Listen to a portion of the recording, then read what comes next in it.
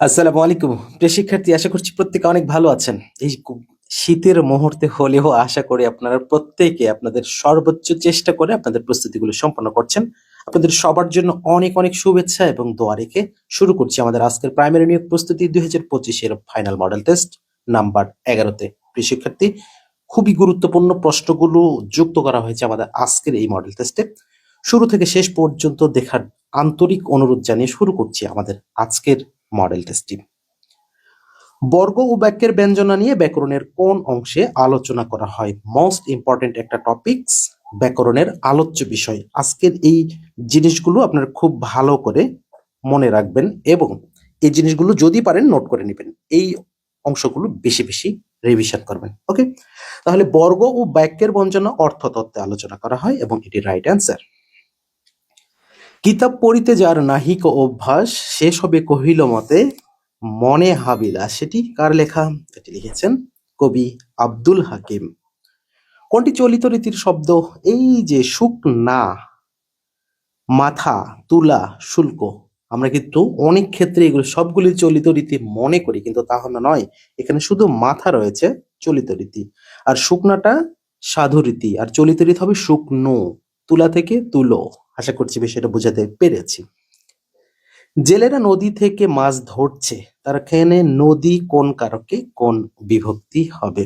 ভালো করে খেয়াল করবেন। জেলেরা নদী থেকে মাছ ধরছে, তার মানে কি নদী থেকে মাছটাকে কি উৎপন্ন হচ্ছে কিনা, এটা কি বোঝা যাচ্ছে? তার মানে নদী থেকে মাছটা উৎপন্ন হচ্ছে, তার মানে উৎপন্ন যদি থাকে সেখানে কোন কারক হবে?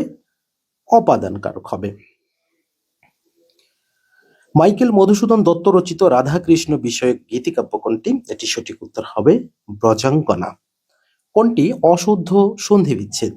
জলযুক্ত ওকা, জলৌকা, চিত্ত ঔদার্য। আচ্ছা, ওকা তার মানে এটা যদি আমরা বলি ওকা রয়েছে এখানে, চিত্ত ঔদার্য চিত্তৌদার্য রয়েছে এখানে, মহা ঔষধ মহা ঔষধ রয়েছে, নেঅন। প্রকৃত দৃষ্টিতে সবগুলোই কিন্তু এক্ষেত্রে সঠিক, তবে জলযুক্ত ওকা এটা নিয়ে অনেক সময় কন্ট্রোভার্সিয়াল হয় যে ঔকা যদি থাকে সেক্ষেত্রে সঠিক হয়। মূলত জলযুক্ত ওকা দিয়ে জলৌকাটাই কিন্তু সঠিক বলে বিবেচিত হয়। তার মানে এখানে কিন্তু আমরা কোনো অশুদ্ধ সন্ধি বিচ্ছেদ পেলাম না। পরবর্তী যে প্রশ্নটি রয়েছে, কোন দুটি অঘোষ ধ্বনি? অঘোষ মানে বর্গের প্রথম দুটি হবে, তার মানে ক খ। শরৎচন্দ্র চট্টোপাধ্যায় সমাজ সমালোচনামূলক উপন্যাস কোনটি? সমাজকে নিয়ে সমালোচনা করেছেন কোনটিতে? তিনি এটি করেছেন পল্লী সমাজে। কোন দুটি বিশেষ কোন দুটি বিশেষণ যোগে গঠিত দ্বন্দ্ব সমাস? আচ্ছা, বিশেষণ যোগে দ্বন্দ্ব সমাস কোনটি রয়েছে একটুখানি খেয়াল করলে যদি আমরা দেখি, এখানে বাকি এবং বকেয়া এই দুটো কিন্তু বিশেষণ হিসেবে রয়েছে, তার মানে বাকির বিশেষণটাই হলো বকেয়া। যাত্রীরা রাত্রিতে হতে এলো খেয়াপার, ব্রজেরই তুর্যে এ গর্জেছে কে আবার। কবিতার অংশটুকু কার লেখা? কবিতা দেখে বুঝতে পারছেন যে উচ্চারণ করতে কেমন কঠিন মনে হচ্ছে, আর কঠিন মনে হলে বুঝবেন এটা কাজী নজরুল ইসলামের লেখা। গৃহঊর্ধ্ব গৃহঊর্ধ্ব শব্দের সঠিক এবং শুদ্ধ সন্ধি বিচ্ছেদ কোনটি? তাহলে এখানে গৃহ যুক্ত ঊর্ধ্ব, তবে ঊর্ধ্বটা দীর্ঘ দিয়ে হতে হবে, তার মানে আমাদের ক নাম্বার এক্ষেত্রে সঠিক উত্তর। কিন্তু ক নম্বরে গৃহ হয়ে ওকার রয়েছে, এটা তাহলে হবে না। আচ্ছা, তাহলে আমরা যদি খ নাম্বারটা করি সেক্ষেত্রে কিন্তু হচ্ছে সঠিক উত্তর। মৃগ শিশু কোন সমাস? মৃগ শিশু এটা আমরা যদি বলি তৎপুরুষ সমাস, সঠিক উত্তর হবে তৎপুরুষ সমাস। জুতা আবিষ্কার কবিতার রচয়িতা কে? জুতা আবিষ্কার কবিতা রচনা করেছেন কবি রবীন্দ্রনাথ ঠাকুর। কাগজ, কুলফি, কুস্তি, কাঁচি শব্দের উৎপত্তি কোন ভাষা থেকে এসেছে? এগুলো সবগুলোই কিন্তু এসেছে ফার্সি ভাষা থেকে, তবে এখানে কাজিটা অনেক ক্ষেত্রে আরবি শব্দের মধ্যে যুক্ত হয়ে যায়। চাষিরা ধারালো কাস্তে দিয়ে ধান কাটছে কোন কারক? তার মানে কি দিয়ে কাটছে? ধারালো কাস্তে, তার মানে একটা উপাদান দিয়ে কাজ করছে, তাহলে এখানে এটি হবে করণ কারক। বাংলার নবজাগরণের আদিপুরুষ কাকে বলা হয়? নবজাগরণের আদিপুরুষ বলা হয় রাজা রামমোহন রায়কে। অগ্রপশ্চাৎ বিবেচনা না করে কাজ করে কে? এটিকে বলা হয় কি? ভবিষ্যৎ না ভেবে কাজ করে যে, তাকেই বলা হয় অবিমৃষ্যকারী। অর্থী এর বিপরীতার্থক শব্দ কি? অর্থী এর বিপরীতার্থক শব্দ হবে প্রত্যার্থী। সুহাসিনী বলতে কি বোঝায়? সুহাসিনী যে নারীর হাসি সুন্দর, যে নারীর হাসি সুন্দর তাকে বলা হয় সুহাসিনী। সূর্য শব্দের প্রতিশব্দ কোনটি? সূর্য শব্দের প্রতিশব্দ আমাদের যেগুলো রয়েছে সপ্তাংশু, ক্ষণপ্রভা, কৃষাণু, কিরণমালী। কিরণমালীটা হবে এক্ষেত্রে সঠিক উত্তর। এই আজকে যে সকল টপিকস গুলো আমরা আলোচনা করেছি এই সকল টপিকস গুলো পড়ে একদম তামা তামা করে ফেলবেন। কেন বললাম সেটা আজকে বলছি না, সময় অনুযায়ী আপনারা বুঝতে পারবেন। Which kind of noun is sand? Sand মানে কি? বালি। বালিটা কি? একটা পদার্থ, আর পদার্থ হলে material noun. Which one is the correct spelling? এখানে কি কি রয়েছে? অ্যাসাসিনেশন রয়েছে, অ্যাকোয়ারিয়াম, আর্মেচার, অ্যাসাইলাম। তাহলে এখানে আমরা একটু একটা একটা করে দেবো। দেখুন প্রথমে অ্যাসাসিনেশন, তাহলে এস আই নেশন, এইভাবে যদি এস আই নেশন, এটি তাহলে প্রথমটা ঠিক রয়েছে।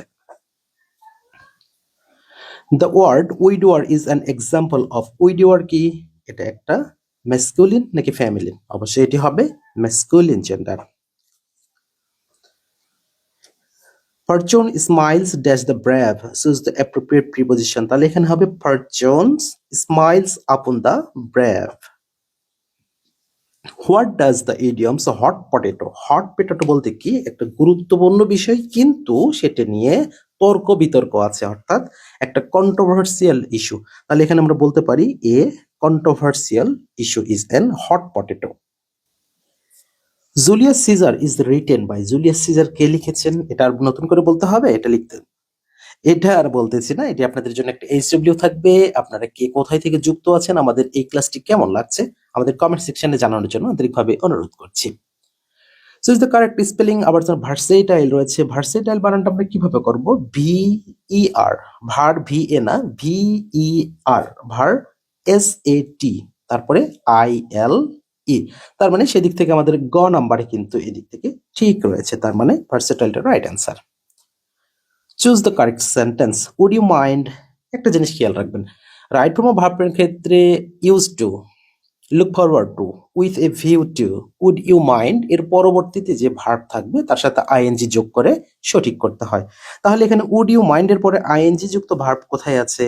এই জায়গায় একটা আছে, এই জায়গায় একটা আছে, কিন্তু এখানে আইএনজি যুক্ত ভার্বের আগে কিন্তু টু আছে, কিন্তু টু যুক্ত হবে না, শুধু আইএনজি যুক্ত ভার্ব, তার মানে ঘ নাম্বারটা right answer. Would you mind explaining the problem again? The police suspect him dash giving false information. তাহলে এখানে suspect him of giving false information, তাহলে তাকে সন্দেহ করছে কেন? আচ্ছা, কিসের ভিত্তিতে? ভুল তথ্যের ভিত্তিতে, তার মানে এখানে of giving false information is the right answer. Choose the correct indirect form he said I must leave now. আমি অবশ্যই এখন চলে যাব। তাহলে এখানে যদি আমরা ইনডিরেক্ট করি তাহলে কি হবে? He said that he had to leave them, he have to leave then. তাহলে এখানে আমাদের সঠিক উত্তর হবে he said that he had to leave then. তাহলে কোথায় আছে এটা? হ্যাজ টু, হ্যাড টু আমাদের গ নাম্বারে রয়েছে। দ্য অ্যান্টিনিয়াম অফ জুভিনাইল, অর্থাৎ অ্যান্টিনিয়াম জুভিনাইল করতে হবে। জুভিনাইলের যদি আমরা বলি যে এটা অপরিপক্ক, amateur,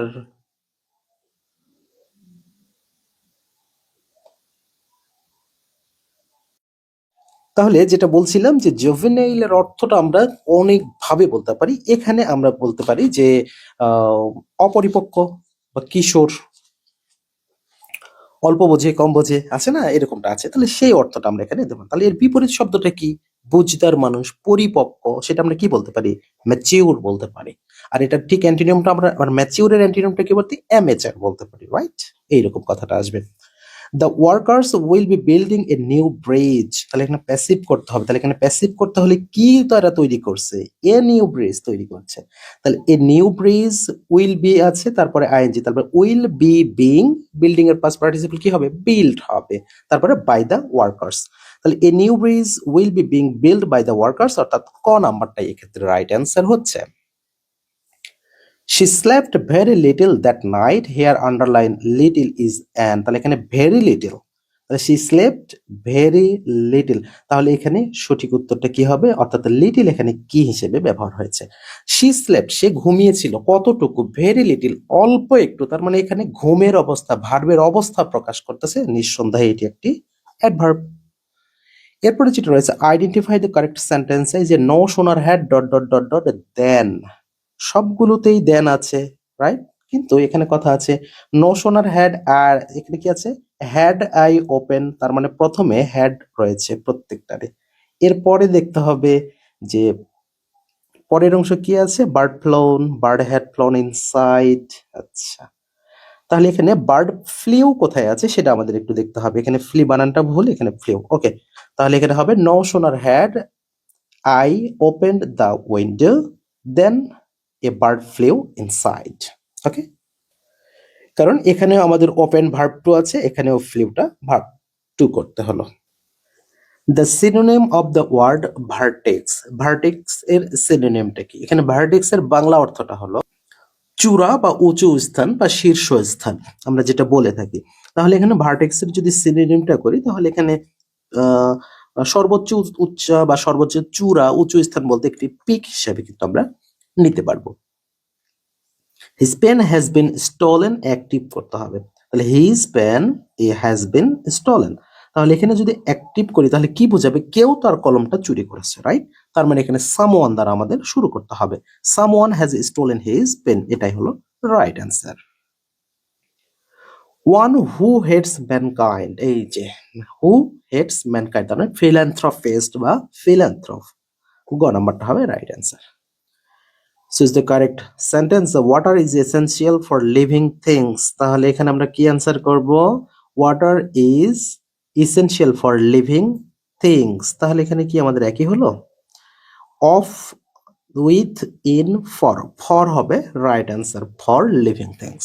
Bread and butter, bread এবং বাটার অর্থাৎ পাউরুটি এবং মাখন দুটো আলাদা জিনিস হলেও এটা কিন্তু এক ধরা হয়, তো bread and butter is my favourite breakfast, তাহলে এখানে ইজ হবে রাইট অ্যান্সার, আর কিন্তু হবে না, বিষয়টা খেয়াল রাখতে হবে। The adjective from describe, describe মানে বর্ণনা করা, তাহলে এখানে ডেসক্রাইব অ্যাডজেক্টিভ কি হবে, তাহলে ডেসক্রাইবের অ্যাডজেক্টিভ যদি আমরা করতে চাই তাহলে ডেসক্রিপটিভ, অর্থাৎ ডেসক্রিপটিভ, গ নাম্বারটা হচ্ছে রাইট অ্যান্সার।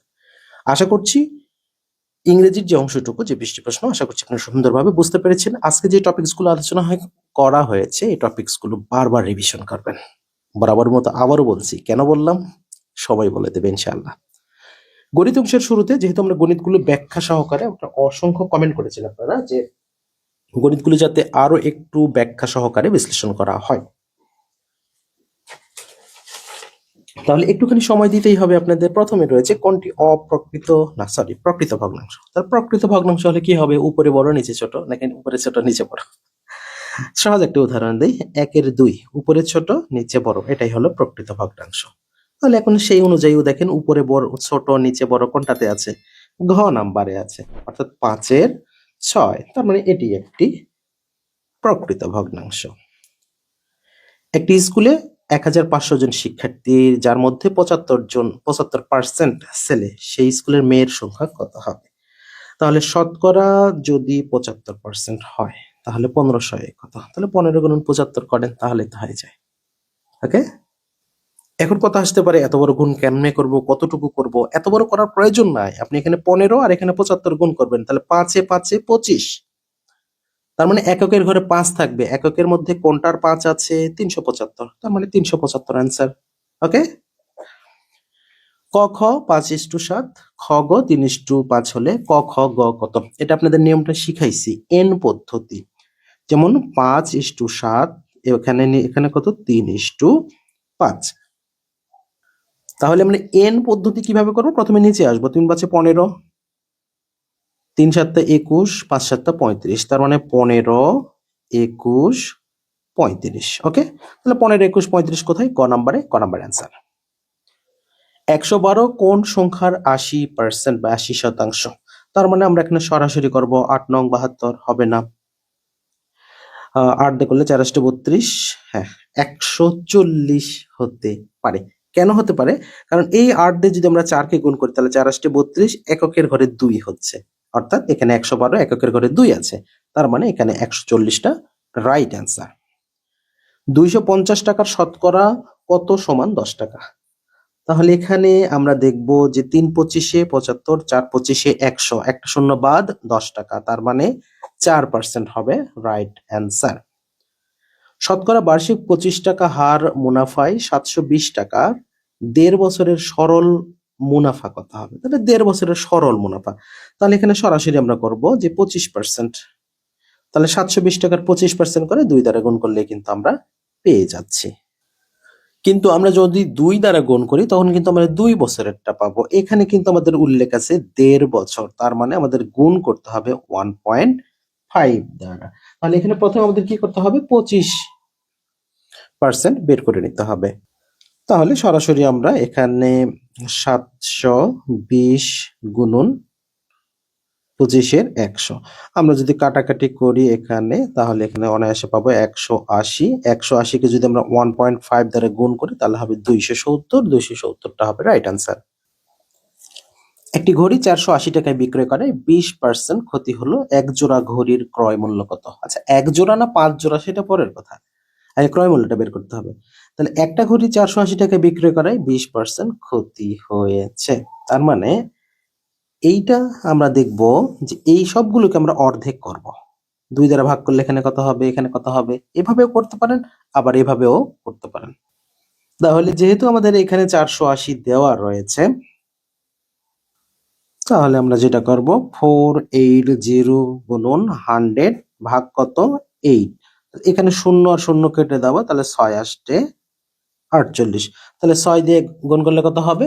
100 হবে, তাহলে 6 6 1200 টাকা। তাহলে এখানে 1200 টাকা answer is the right answer. কেন এখানে হলো? কারণ এই যে আমরা যে এখানে শূন্য শূন্য কেটে দিলাম, 8 দিয়ে 48কে কাটলাম, 6 6 48, 600, তাহলে একটা ঘড়ির যদি ক্রয় মূল্য 600 টাকা হয়, দুইটা ঘড়ির ক্রয় মূল্য কত হবে? 1200 হবে। তবে যদি আপনি এই অঙ্কটা এখানে 480 আছে, এটা 480 থাকতে পারে, 600 থাকতে পারে, 840 থাকতে পারে, 1200 বিভিন্ন ভাবে থাকতে পারে। এর বেশি বললাম না, বাকিটা বুঝে নেবেন।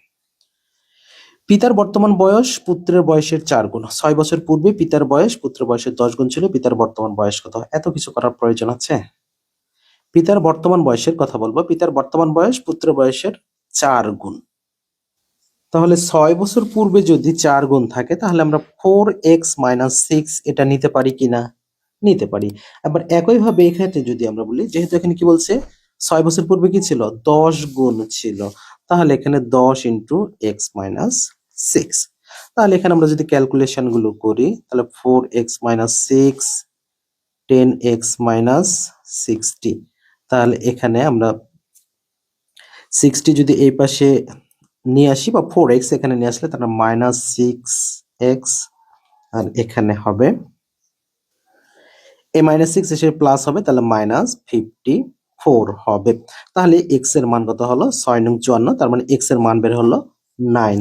তার মানে পিতার বর্তমান বয়স কত হবে? এটার সাথে 4 গুণ করব, 4 নং 36, তার মানে এখানে 36 বছর হবে পিতার বর্তমান বয়স। একটি গাড়ির চাকা প্রতি মিনিটে 90 বার ঘুরে 1 সেকেন্ডে কত ডিগ্রি ঘুরবে? এটা মানে বেশ কয়েকবার করানো হয়েছে। গত ক্লাসের আগের ক্লাসেও করানো হয়েছে। 540 ডিগ্রি, না দেখে থাকলে দেখে নেবেন। x + 1 / x = 7 হলে x³ + 1 / x³ এর মান কত? ভেরি ইজি একটা অঙ্ক।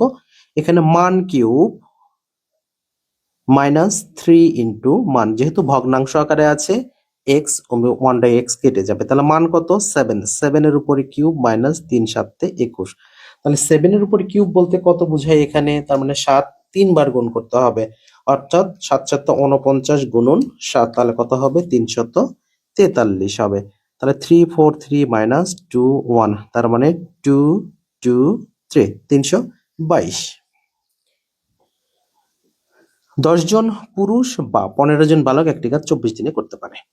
12 জন পুরুষ এবং 18 জন বালক সেই কাজের 3 গুণ কাজ কত দিনে করতে পারবে? আচ্ছা, 3 গুণ হোক বা 4 গুণ হোক সেটা আমরা পরে হিসাব করব, আগে মেইন কথাটা বের করে নেব। যে এখানে নরমালি একটা জিনিস বের করে নিতে হবে, যেমন 10 জন সমান 15 জন বা 15 জন সমান 10 জন, তাহলে এখানে যে কোনো একটা কনভার্ট করে নিতে হবে, হয় পুরুষে কনভার্ট করতে হবে, নইলে বালকে কনভার্ট করে নিতে হবে।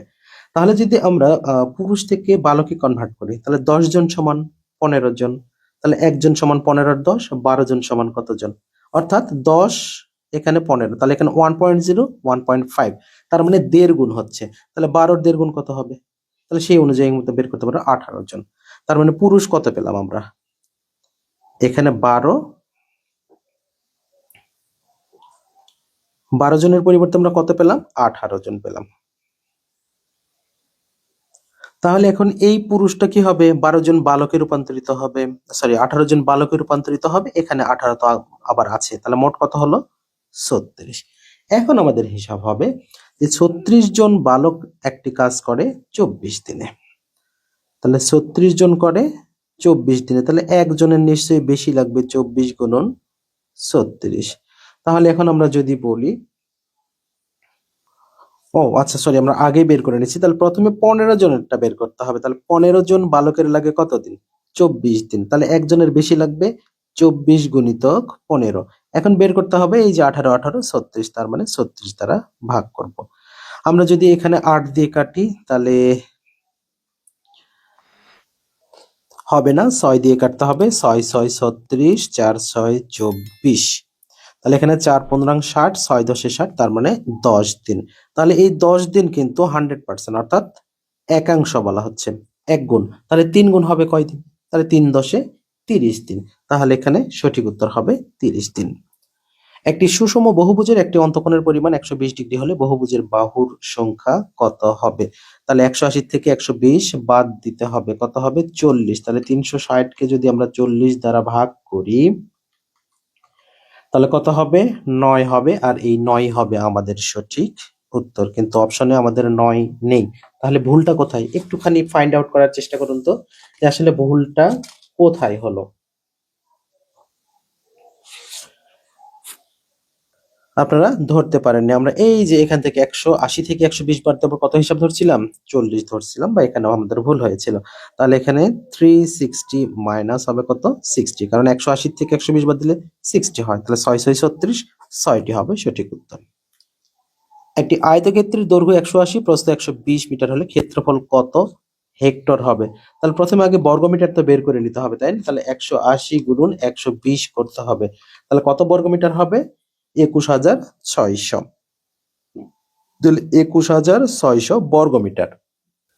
তাহলে এখন 21,600 বর্গমিটার যখন হচ্ছে, এখন এখানে কিছু না কিছু ভাগ দিলে আমাদের সেই অপশনটা আসবে। এখন দেখুন 216 কোথায় আছে খুঁজে বের করতে হবে, অর্থাৎ প্রথম তিনটা 216, এই যে 2 দশমিক, তার মানে 1000 দ্বারা আমরা যদি 10,000 দ্বারা ভাগ করি তাহলে কি হবে? 216ই হবে, তাই না?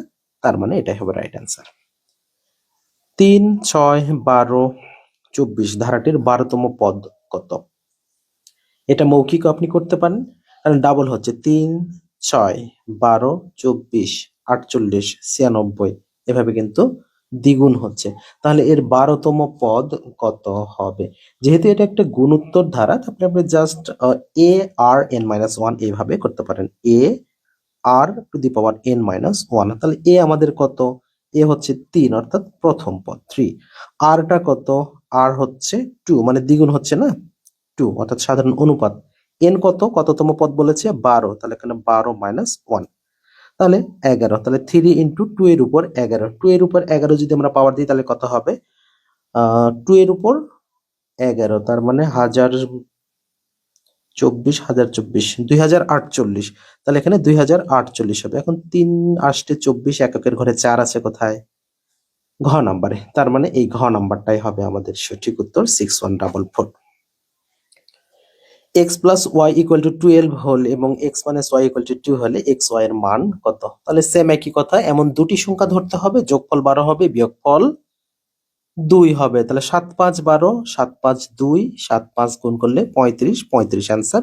3 সেকেন্ড অঙ্ক শেষ হবে। একটি সমবাহু ত্রিভুজের প্রত্যেকটি কোণ কত ডিগ্রি? বাহু যখন সমান, কোণগুলো সমান হবে 180/3 সমান 60। নিচের কোন অর্থনীতিবিদ এবছর নোবেল পুরস্কার পেয়েছেন? কোন 3 অর্থনীতিবিদ? এখান থেকে একটা প্রশ্ন, অর্থাৎ এখান থেকে বলতে নোবেল থেকে। নোবেল পুরস্কারের আপনি অর্থনীতি পড়বেন, সাহিত্য পড়বেন, শান্তি ওয়েল নন, এটা সবাই জানে, এটা না আসার সম্ভাবনা বেশি। আর অর্থনীতি যেহেতু 3 জন পেয়েছে, 3 জনের নামটা মুখস্থ রাখবেন। তাহলে এখানে সঠিক উত্তরটি কোনটি হবে? আপনাদের জন্য একটু কাজ দিয়ে দিই।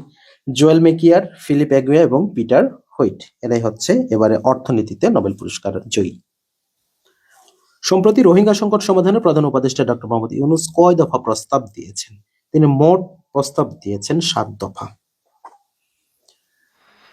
বৃত্তকে 360 ডিগ্রি কোণে কারা ভাগ করেছিল? সর্বপ্রথম যারা ভাগ করেছে তারা হচ্ছে অ্যাশিরীয়রা। ভালো করে খেয়াল করবেন প্রশ্নগুলো কোন মানে যে টপিকস থেকে এসেছে এগুলো খেয়াল করতে বলছি বারবার। নিচের কোনটি দক্ষিণ পূর্ব এশিয়ার আঞ্চলিক সহযোগিতা সংস্থা? দক্ষিণ এশিয়া বলতে কি হবে? সাউথ এশিয়া হবে, তার মানে আসিয়ান। হ্যাঁ। মাওলানা ভাসানী সেতু কোন নদীর উপর তৈরি করা হয়েছে? মাওলানা ভাসানী সেতু নির্মাণ করা হয়েছিল তিস্তা নদীর উপরে। নিউডিল ব্যবস্থা প্রবর্তন করেন কে? নিউডিল ব্যবস্থা প্রবর্তন করেছেন ফ্রাঙ্কলিন ডি রুজভেল্ট। সমুদ ফ্লোটিলা বলতে কি বোঝানো হয়? সমুদ ফ্লোটিলা এই যে কিছুদিন আগে যেই গাজায় মানবিক ত্রাণ সহায়তা কার্যক্রম করা হয়েছিল সেটি হচ্ছে সমুদ ফ্লোটিলা। জাতীয় এবং আন্তর্জাতিক যুব দিবস কবে পালন করা হয়? প্রতি বছর 12ই আগস্ট আন্তর্জাতিক এবং জাতীয় যুব দিবস পালন করা হয়। সুয়েজ খাল এটি চালু করা হয় কত সালে? চালু করা হয় কত এবং জাতীয়করণ করা হয় কত? এই দুটা জরুরি। তাহলে এখানে চালু করা হয় 1869 সালে। বাংলাদেশের প্রথম শিক্ষা কমিশনের নাম কি? প্রথম শিক্ষা কমিশনের নাম হলো ডক্টর কুদরাতি খুদা কমিশন। কোন দেশের মহিলারা প্রথম ভোটাধিকার লাভ করেছিলেন? প্রথম ভোটাধিকার লাভ করেছিলেন নিউজিল্যান্ডের। বাংলায় মুঘল শাসন প্রতিষ্ঠিত হয় কার পরাজয়ের মাধ্যমে? মুঘল শাসন হয়েছিল যখন দাউদ খান কররানী পরাজিত হয়েছিলেন। আইক্যান এর পূর্ণ রূপ কি? আইক্যান এর পূর্ণ রূপ হচ্ছে international campaign two abolish nuclear weapons. Abolish nuclear weapons, তার মানে এখানে আমাদের এই যে গ নাম্বারটাই সঠিক উত্তর। নিচের কোনটি ভাষা আন্দোলন ভিত্তিক চলচ্চিত্র? খেয়াল করবে ভাষা আন্দোলন ভিত্তিক এবং মুক্তিযুদ্ধ ভিত্তিক চলচ্চিত্রগুলোর মধ্যে থেকে একটা আসার সম্ভাবনা অত্যন্ত বেশি, সেটি হবে ফাগুন হাওয়া। এটি ভাষা আন্দোলন ভিত্তিক, আর বাকিগুলো মুক্তিযুদ্ধ ভিত্তিক। পৃথিবীর প্রাচীনতম শহর কোনটি? প্রাচীনতম শহর হলো জেরিকো। বঙ্গ জনপদের দুটি অঞ্চল প্রাচীন শিলালিপিতে উল্লেখ রয়েছে, সেই দুটি অঞ্চল কোনটি? এই দুটি অঞ্চল হচ্ছে একটা বিক্রমপুর আর একটা হলো নাব্য। I2U2 এর সদস্য কারা? অর্থাৎ আই দিয়ে এবং ইউ দিয়ে শুরু হবে দুইটা দেশ। ইন্ডিয়া, ইসরায়েল, বুঝতেই পারছেন মানিকে মানিক চেনে আর ওই যে কি জানে কি চেনে কচু, তাই না? আর UAE এবং US এরাই হচ্ছে I2U2 সদস্য। এশিয়া কোন দেশে সম্প্রতি আইনসভার সদস্যদের বেতন ভাতা বৃদ্ধিকে কেন্দ্র করে ব্যাপক বিক্ষোভ সহিংসতা ছড়িয়ে পড়েছিল? এটি ইন্দোনেশিয়ায় এই কাজটি হয়েছিল। বাংলাদেশের রপ্তানি খাতের একক বৃহত্তম বাজার কোন দেশ? রপ্তানি সবচেয়ে বেশি করা হয় কোথায়? যুক্তরাষ্ট্রে, এটা মনে রাখতে হবে। তবে বাংলাদেশে সবচেয়ে বেশি রপ্তানি করে কে? বর্তমানে কিন্তু চীন প্রচুর পরিমাণে রপ্তানি করে, তারপরেও আপডেটটা পরে যেতে হবে আপনাদের। রুয়ান্ডা গণহত্যা কত সালে সংঘটিত হয়েছিল? এটি 1994 সালে গণহত্যাটি সংঘটিত হয়েছিল। আমাদের বর্তমানে সবচেয়ে বেশি যেটি প্রয়োজন সেটি হলো চা। শীতের সময় এক কাপ ধোঁয়া ওঠার চা বেশ মজার, কিন্তু আসলে চা পাতায় কোন ভিটামিন থাকে? Vitamin B complex. তবে আমরা টঙের দোকানে বা যেভাবে চা আসলে খাই, দুধ চা, রং চা বিভিন্ন ভাবে খাই, কিন্তু আসলে সেখানে ভিটামিন বি কমপ্লেক্স আদৌ থাকে কিনা সন্দেহের বিষয়। নবায়নযোগ্য শক্তির উৎস কোনটি? নবায়নযোগ্য, দা কখনো ফুরাবে না, বারবার ব্যবহারযোগ্য, এরকম হচ্ছে সূর্যের আলো, সূর্য রশ্মি, সমুদ্রের ঢেউ, বাতাস ইত্যাদি। ওজোন স্তর বায়ুমণ্ডলের কোন স্তরে অবস্থিত? আচ্ছা, স্ট্র্যাটো, ট্রাপো, মেসোমণ্ডলের মধ্যে রয়েছে স্ট্র্যাটোমণ্ডলে। এবং সর্বশেষ রয়েছে নিচের কোন ডিভাইসটি ইনপুট এবং আউটপুট উভয় হিসেবে কাজ করে? বর্তমানে বহুল প্রচলিত আমরা যে ফোনগুলি ব্যবহার করি এখানে টাচ স্ক্রিন যেই প্রযুক্তিটি রয়েছে এটি ইনপুট এবং আউটপুট উভয় হিসেবে ব্যবহার করে। সর্বশেষ একটি কোশ্চেন যেটা আপনারা বারবার করে এসেছেন, প্রশ্ন পরীক্ষা হবে 90 মার্কের, আপনি কেন 80 মার্কের পরীক্ষা নিচ্ছেন? মূলত আমাদের যে ভিডিওগুলো দেওয়া হয় বা আপনাদের যে ক্লাসগুলো তৈরি করা হয়, ক্লাস পুরোটা দেখার মতো একটা ধৈর্য থাকতে হবে। 45 মিনিট সর্বোচ্চ একটা সময় একটা মানুষের মস্তিষ্ক ক্লিয়ার থাকে, তারপরে কিন্তু হয় না। মূলত এই দিক থেকে বিবেচনা করে আমরা 80 মার্কের প্রশ্নগুলো করছি। আর পরীক্ষা কিন্তু বরাবরের মতো 90 মার্কের হবে। আমি প্রত্যেকটা উপরে মার্ককে কিন্তু এটা দিয়ে রাখি। আশা করছি আমার কথাটা বুঝতে পেরেছেন প্রিয় শিক্ষার্থী। যে যেখান থেকে যুক্ত ছিলেন এতক্ষণ সবাইকে অসংখ্য ধন্যবাদ জানিয়ে শেষ করছি আমাদের আজকের ক্লাসটি। দেখা হবে আগামীকাল আরো একটি গুরুত্বপূর্ণ ক্লাসে। সে পর্যন্ত সবাইকে ভালো রাখুন আল্লাহ পাক, এই প্রত্যাশা জানিয়ে শেষ করছি আজকের ক্লাসটি। আল্লাহ হাফেজ।